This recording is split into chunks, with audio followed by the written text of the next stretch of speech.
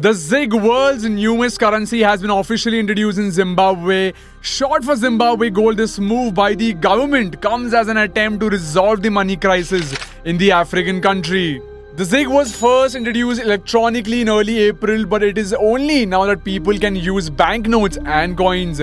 The newest currency is the sixth one used by Zimbabwe since the collapse of the Zimbabwe dollar in 2009 amid hyperinflation of 5 billion%. But how will ZiG be used in day-to-day transactions? People will be able to buy the tokens through banks and make transactions using e-gold wallets or e-gold cards held by banks. The ZiG is backed by the country's gold reserves, but looking at the response, it appears it is not being trusted, with some government departments refusing to accept it. Another worry is whether the newly introduced ZiG will be able to replace the widely used US dollar or not.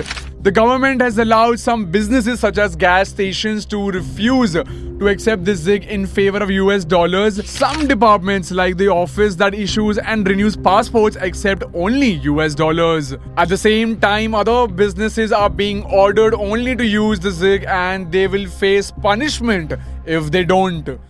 From paying rent and school fees to buying groceries, the US dollar is still widely used across Zimbabwe. Let's not forget how first the US dollar was allowed in 2009 as legal tender, then banned, then again unbanned.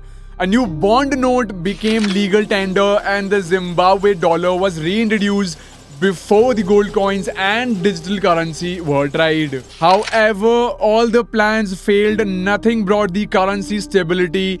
The US dollar remains the most trusted for ordinary Zimbabwe citizens. Will the ZiG prove to be a success? Tell us in the comments, and for more such videos, keep watching NewsX.